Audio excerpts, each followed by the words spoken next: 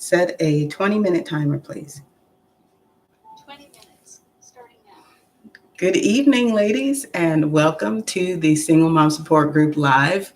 We're still doing our YouTube, Facebook crossover. It is Friday, the day after Thanksgiving. And so what I thought should be done this evening is kind of a recap. And the reason for that is because I am still super tired from yesterday. I was up late Wednesday, yesterday morning, just preparing everything. And then I would say that I ate myself into kind of a coma, but I didn't. What happened was I found a new show on Netflix that I kind of like.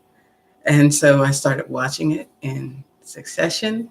And so, you know how that goes, binging on it. And, the first season of it was great. Second season, I'm not feeling it so much. So I might have to find a new show.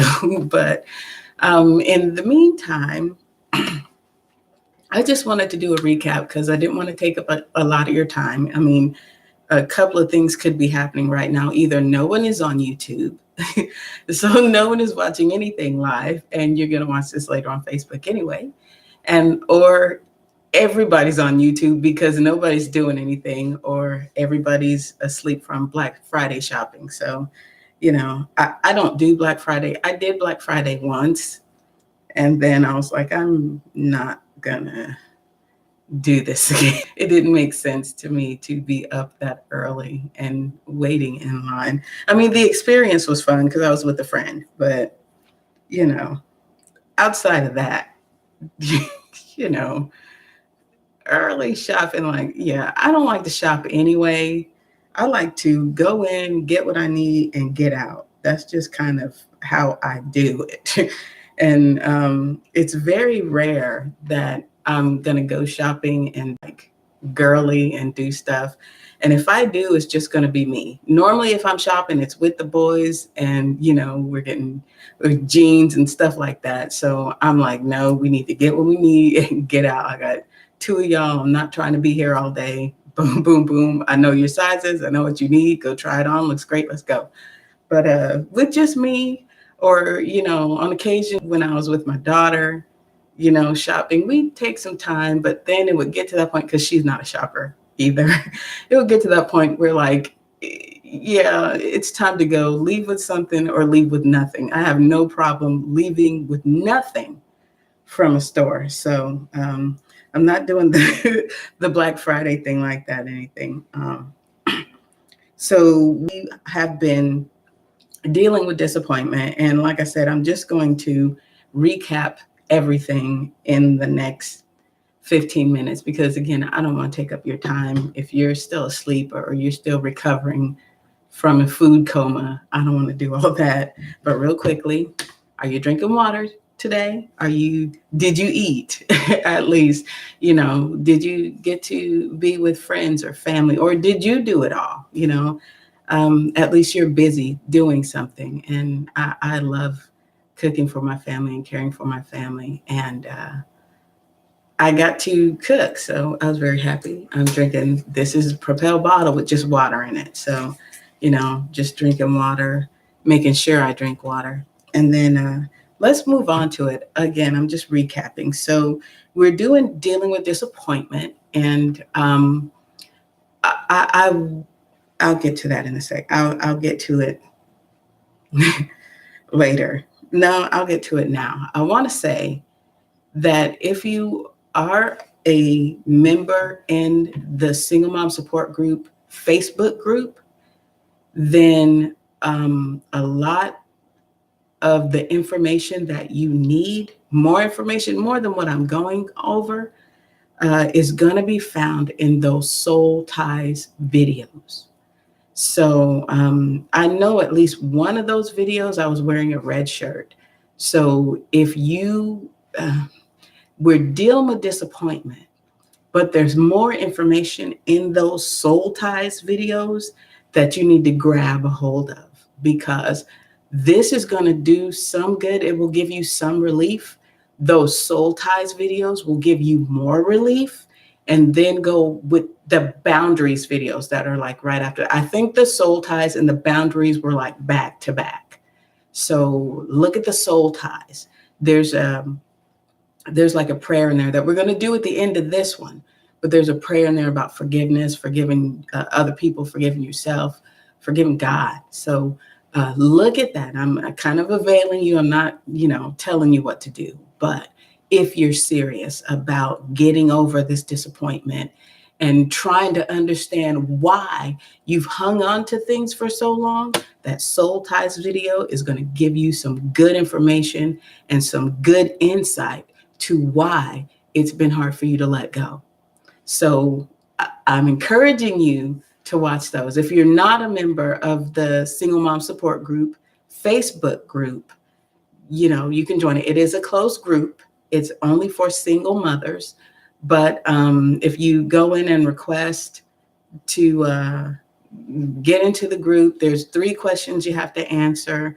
And I do look at them. I mean, they're not invasive questions. They're just questions to make sure that the people in the group are serious about the people in the group and not about, like promoting yourself or selling your product or just getting in there trying to bash. And then, any guys that request to be in the group are blocked. So, there's no men allowed, but there is no male bashing either.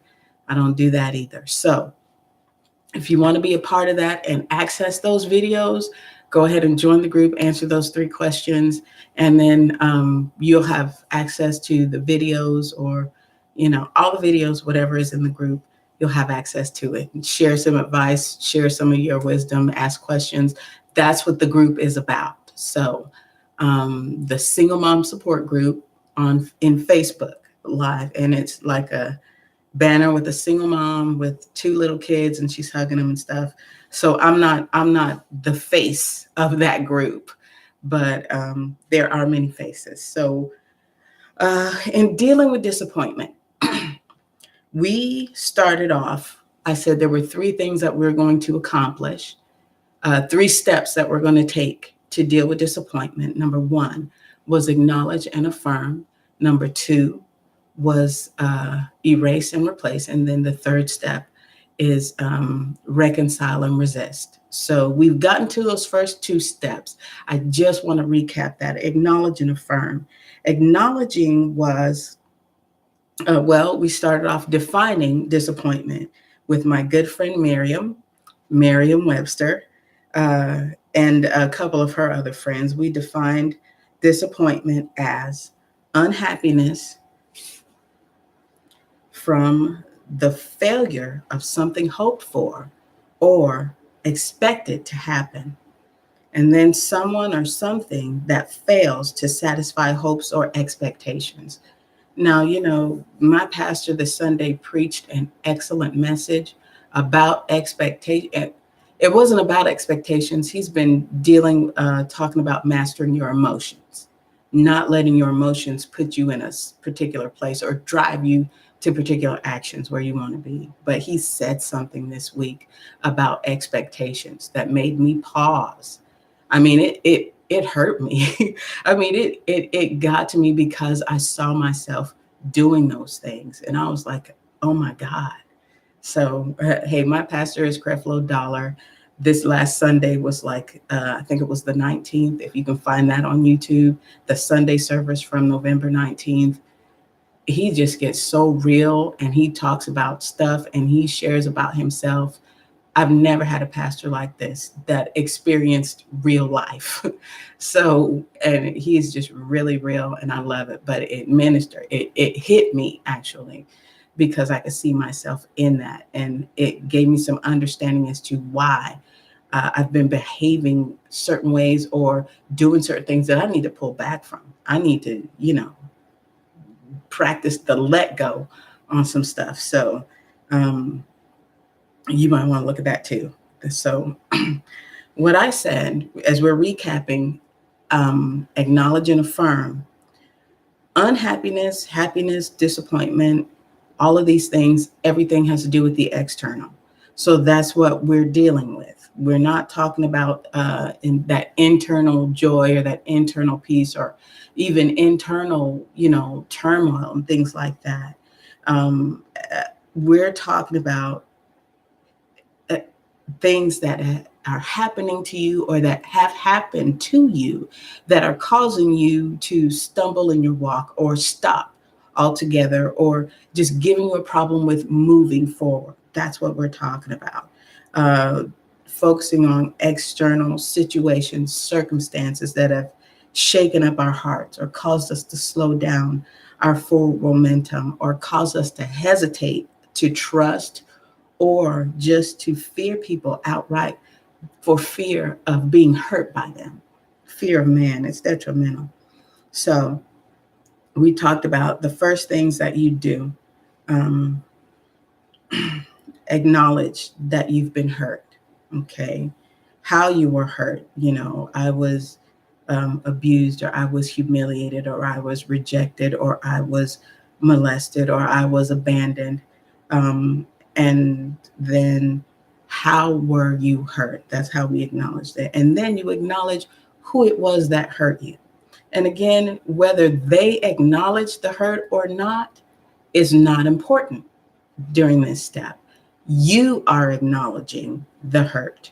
You are acknowledging the person, for lack of a better word, I'll say the culprit. But just because somebody hurts me doesn't mean they're a bad person. It just means I got hurt by an action that they took. Doesn't mean that every action that they take is a hurtful action. It just means that I got hurt by one of their actions. So the same is should be understood that every person that hurt you isn't necessarily a bad person or a hurtful person. It just means that they did something that hurt you. That's what we're talking about. So the first one was acknowledge that you're hurt. And we're not minimizing those things. We're not minimizing our feelings. We're not minimizing or saying, oh, I need to just get over it or anything like that. We're not doing that. And then acknowledge who it was that hurt you. Be specific with names and events. Um, this person hurt me. I used my car accident. This gentleman crashed into me in the parking lot and it hurt me. I felt like it was a personal attack, even though he doesn't know me. I don't know him. I know it wasn't personal, but it felt personal because it totaled my vehicle. It affronted my life on a personal level. It caused personal damage, and that's why it feels personal. Okay. um, Make your list. You're going to make your list, and then make sure to include yourself on that list. If you hurt yourself, or if you have hurt other people and hurt yourself because of an action that you took that you saw was hurtful, you didn't mean to do it, but you saw that it hurt someone, so now you're hurt because of the hurt that you caused. So make sure that you put yourself on the list. Bad choices, bad decisions, all of that. Put yourself on the list. And then we talked about putting God on the list. Disappointment from God. Where were you? Why did you let this happen? Why does my life look like it does? Where were you when? Things like that. You want to make sure you put God on the list too. And I did that before. So here we go. Second part, we did acknowledge and affirm. Uh, what we weren't doing was trying to justify, minimize, or make excuses. We're not doing that. Stating how you feel. And then we wrapped up with acknowledging, oh, this was previous. I'm just going over previous notes. To acknowledge your own hurt or disappointment or being disappointed by God. And then the goal of that was to have an honest look. I use the analogy of being in, putting like a mirror. Like as you write this list, as you acknowledge these things, it's like putting a mirror up for you to see. This is going to show me what the problem is. And that's what I said. That's what a mirror does. The mirror will show you what the problem is, or show you what's out of place, or show you what looks wrong, but it does nothing to help you correct the problem. So this acknowledgement list, this acknowledging list of our hurts is that mirror. Now I'm going to look at it. I'm going to see it. I'm not going to pretend it's not there. I'm not going to minimize it. I'm not going to say, it was nothing. I just need to get over it. I'm acknowledging, I'm taking a good look at this thing and assessing how it made me feel, how it affected me. So that's what we were acknowledging. So then we went into the next week with affirming. And we affirmed some things. We affirmed ourselves, the validity of our feelings with some things that we understood first, which was, first of all, how long you grieve over the disappointment is your own business. There's no time limit. There's nobody that can tell you this is long enough. You need to get over it.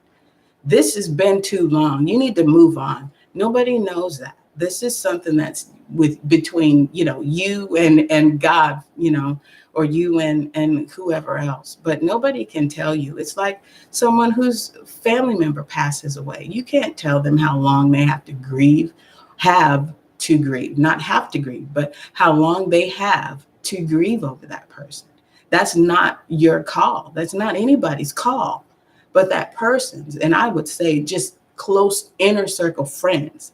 If they see that someone is taking just like a downward spiral and trying to die along with the other person that's already passed away, then yeah, they're going to gather around. They're going to pull you out, say, hey, we don't want you, lost as well. But for the most part, there's no time limit on those things. It's a healthy process, and it's a process that you have to walk out and walk through, and there's stages and stuff like that. And then the second thing we want to understand before we're affirming our things that we are things that we're dealing with, the disappointments, is that how you grieve or deal with disappointment does not necessarily look like how others deal with it. And then I said there can be all kinds of emotions. You can be up, down, and sideways, or there might be one dominant emotion that you're dealing with. All I am is afraid right now, or all I am is angry right now. That's all I feel. I don't want to think about. I can't feel anything but angry. Or all I feel is sadness right now. It might be that, or it might be all of those. I'm just crying all the time, and then I'm scared to go out, and I don't want to deal with anybody. And, isolation, those things that cause isolation from people. And, I've got thoughts about isolating yourself, but that's not what this is about. So I'm going to move on. That's another topic for another time. So the affirmation points that I shared with you was, number one, affirm your feelings surrounding the event or the situation that disappointed you, because you feel how you feel, and your feelings are legitimate. You feel how you feel. Your feelings are legitimate. And again, there may be one feeling, or there may be a whole bunch of feelings, but get a hold of them. Look around at them. Look and see what it is you're feeling. This might sound so silly, but I was doing an experiment on myself before I came down and started doing this. I was doing an experiment, and I just had my hand on my pulse on my neck. If you know how to find your pulse, a lot of you are nurses that you know how to, find your pulse there. And so I found it, but I had been thinking about the thoughts that were popping into my head. And a lot of times we let thoughts come in, and just random thoughts, and I'll start thinking about what popped into my head, and it'll all of a sudden. And so I was doing that. I was lying in the bed, and I was laying there, and this thought popped into my head.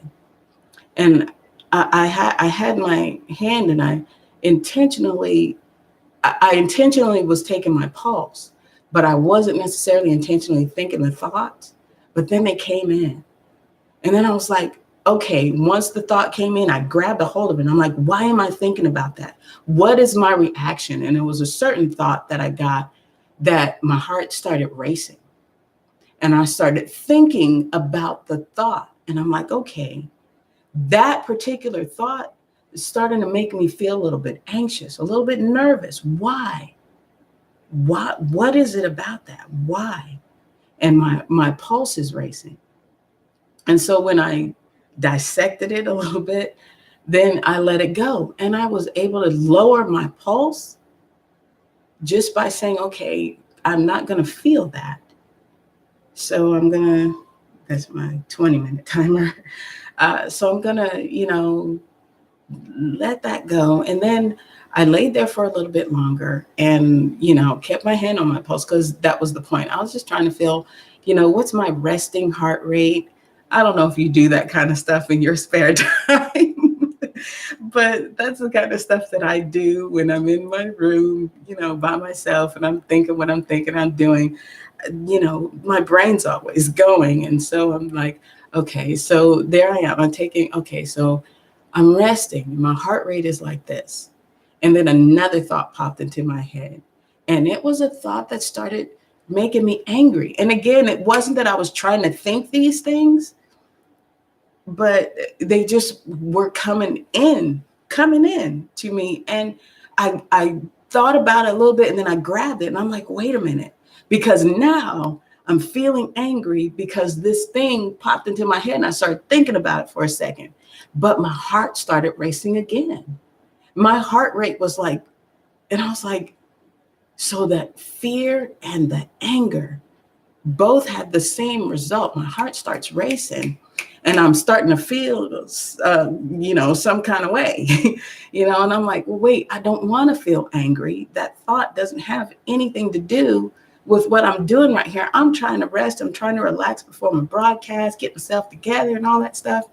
And so I was like, I'm not going to do that. I'm not going to play with that. And so then I'm laying there again. And these other thoughts start coming into my head. Another one. And it wasn't fear, it wasn't anger. That's all I'm going to say. But this thought, it was thoughts about a particular person. And these thoughts that came started making my heart race again. And I'm like, what the heck? So now it's not fear, it's not anger. Now it's something else. And my heart is still, pounding. And I don't want to think about that right now. I'm trying to be calm. I'm trying to, get myself composed and be calm and be ready for my thing. The point that I'm trying to make is that a lot of times the feelings that we feel, the feelings of the things that we're dealing with, these feelings that we have to acknowledge, they're coming from the thoughts that are getting into your head. And nobody is intentionally thinking of hurtful things or harmful things or anything like that. But those thoughts will get thrown in there. And when I say I grabbed a hold of it, I literally had to think about what I was thinking about. And that's how I grabbed a hold of it. And not that the feelings are invalid, not that the feelings are wrong, but it's what I do with those feelings after I'm feeling them. Do I let this emotion then drive me to be angry for no reason? I'm just thinking a thought that made me angry, so now I'm going to be angry? No. I'm thinking a thought that made me, feel some kind of way, so now, you know what? I need to go take a cold shower. I'm feeling thoughts that are making me afraid, so now I'm going to just hide under the blanket.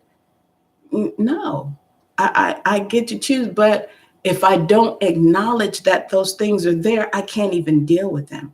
That's what we're talking about, affirming that those feelings are real feelings. Those things are really, really real. So that was point number one, the long way around. Point number two, say out loud. And these are affirming points. Remember, acknowledge and affirm. Say out loud how the disappointment made you feel. And then point number three, be specific with events and feelings. Miss Teacher didn't choose me when I was in third grade. She chose Susie Q, and everybody always chose Susie Q, and it made me feel rejected. And then I felt like nobody ever wanted to choose me for anything. So I just, was rejected everywhere I went. I felt rejected. I felt unaccepted. I felt like I was always outside of the crowd, stuff like that. So that was acknowledge and affirm. And then we started with erase and replace, okay? So acknowledge and affirm. The conclusion of that is an honest look at our hurts, our disappointments, why certain relationships look like they do right now, with avoidance, throwing up shade, ghosting, whatever you want to call it, but being real and affirming that what you feel is real. And so then we moved on to erase and replace. Okay. And I said at the end of this section, you'll be able to breathe easier, to find some relief from the disappointments you've listed, because we're talking about forgiveness. That's what all this erasing is about. So, first, I did what forgiveness is not. Okay. True forgiveness is, and I'll just go over the recap, last week's recap. Uh, True forgiveness is not letting someone off the hook for hurting you. True forgiveness is not pretending everything is okay when you know it's not. True forgiveness is not lying down like a doormat and allowing someone to keep treating you badly. It's not that. And saying, I forgive you, is not something you say just to keep the peace. So we talked about what forgiveness is. That was what forgiveness is not. And then I followed up with what forgiveness is. Forgiveness is letting go of the past and the hindrances of the past that come with holding on to the past. Okay. And I use that analogy. It's like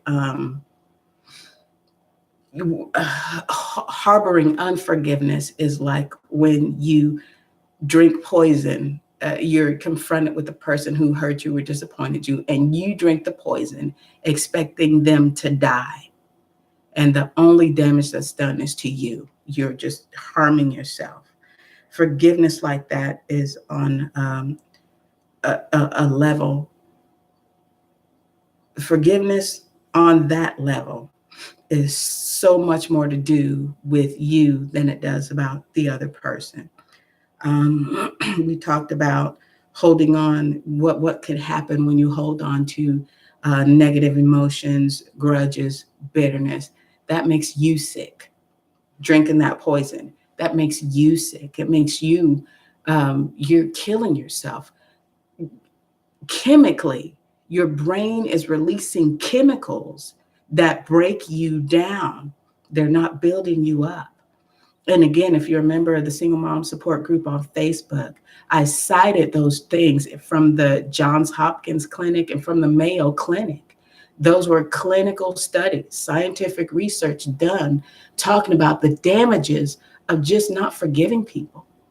So I share that. That's in the archives if you want to look at those videos. So we talked about forgiving. Forgiving allows you to continue to move forward without the baggage. You know, when you're not in forgiveness with unforgiveness, you're carrying your bags plus the bags of the person who hurt you. So we talked about that.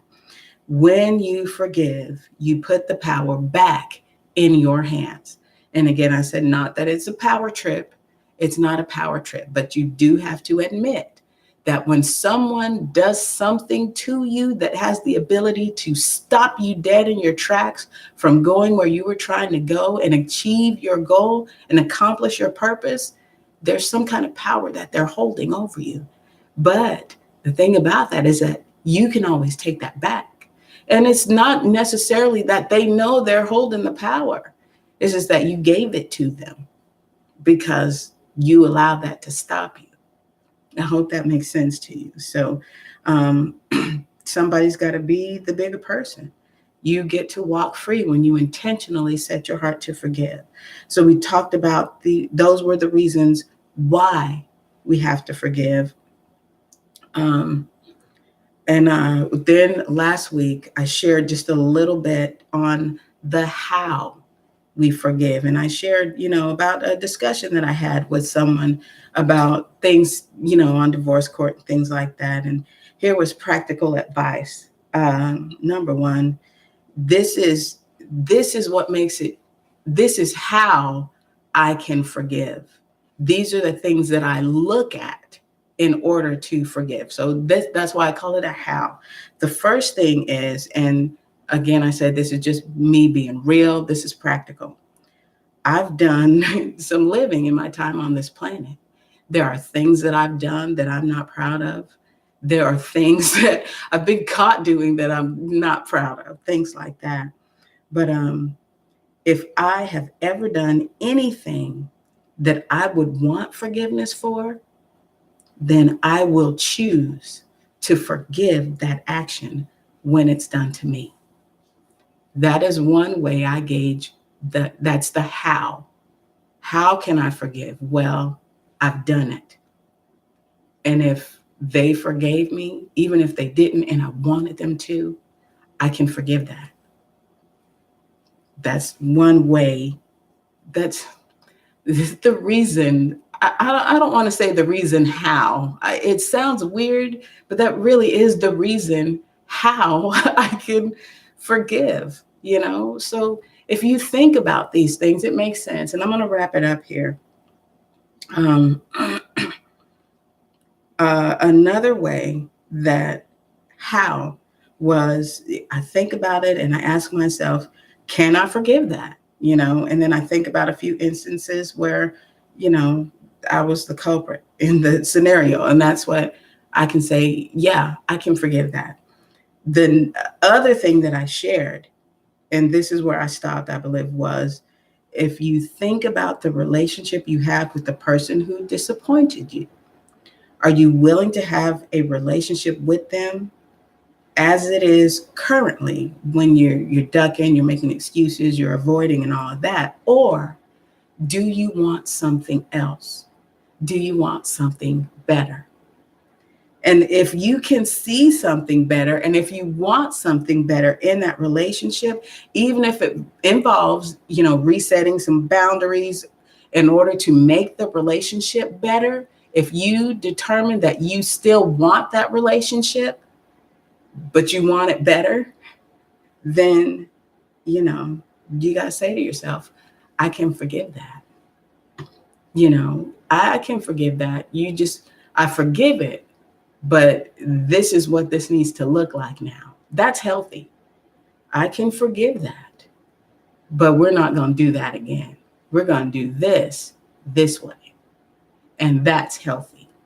But the forgiving thing, that's the good part. So, um, last week, that was where I wrapped it up. Last week was really kind of a just really real, really raw. And it wasn't raw like, you know, business wise. It was raw because I was talking a lot about God's love, God loving us, and God caring for us and seeing us precious, and how I love you guys and things like that. So if you haven't watched last week's video, please do. Hopefully you've watched it before you're watching this one. But if you didn't get a chance to watch it last week, I want to reiterate that point. If you think that nobody loves you or you're unlovable, you're wrong. I love you. And you can at least say to yourself, even if it feels like nobody loves me, Rabora loves me. She said so. I'm not a liar. Okay. I do not practice lying. For the most part, I am an honest person. No increased heart rate on that. When I tell somebody I love them, I do, regardless of what level they're in, from the most casual way to the most intimate way. If I say I love you, I mean it. So that's what I'm going to end this on, ladies. I love you guys. We're all part of the same tribe. We're single moms, single parents. The single parents tribe is bigger than the single moms tribe, but we're that tribe within that tribe. Single mothers, you know, living life, doing what we need to do, doing what we have to do, doing the things we can do to keep going. I don't like to say survive because we're not trying to survive. We're trying to thrive. We're trying to grow. We're trying to be better. We're not just surviving. Surviving is just scratching the surface. We don't want to do that. We're living. We are going to live life and we're going to get all that life has to offer. And I love you. And that's really what I want for you. So I hope you ladies had a fantastic Thanksgiving. that it wasn't too hard for you. It wasn't. This was the first time, like in the 4 years that I've been here, that I actually got to do the cooking. Normally, the house is full of people, and everybody wants to bring their dish and cook their stuff, and I just opted out. But this year, I knew it was going to be a little bit smaller, and so I was like, I got this. And everybody was happy. So, yay. So, that made me happy. So, I hope your Thanksgiving was as good as mine. And I hope that you found things to be thankful for. There's always something. There's always something to be thankful for. Like I said before in a video, if you managed to get out of bed, and getting out of the bed was a hard thing for you to do, take the win. Be thankful for that. You did it. You got up. Hallelujah. Right? So enjoy your weekend. Relax or not, do stuff or not, but enjoy yourself. Whatever you plan on doing, try and enjoy it. Find the fun in it. Even if, kids are going with their dad this weekend and you're by yourself, find the fun in that. Turn that music on and start dancing in the house like you haven't danced in a long time. Spin around until you fall on the floor. Act like a child when the children aren't at home. Do something fun for you that'll get those endorphins going and help make you feel better too. So enjoy the rest of your holiday weekend. We'll be back next Friday. I'll be back to finish up this erase and replace. We're going to do the forgiveness prayer again preemptively. If you want to jump in there on the Single Mom Support Group and on Facebook and get those videos and do that prayer, knock yourself out. And then if not, I'll be here. I'll have my blue book. We'll go over those prayers. We'll do that. We'll help you break some soul ties. Maybe, I don't know if I want to go that direction because that'll take this in a different direction. So the book that I mentioned, The Bait of Satan by John Bevere. See if you can find it this weekend, or a secondhand copy or some cheap copy. It's a fantastic book. And I am going to go ahead and end my stream. And I'm probably going to go back upstairs and try to go back to sleep because I wasn't feeling that. It was Luther on Netflix. And the first season was really good. There's one character in particular that I just love. She is straight up psycho, but her character is fantastic. So if you like, murder mystery, stuff like that, solving crime, I love, detective shows and things like that. If you like that stuff, Luther is a good one. I'm not feeling the second season, but you might. So, who knows? So I'm going to end my stream because I'm already way past my little 20-minute mark that I set my short recap up for. But I love you guys. I'll see you next Friday here. Bye-bye.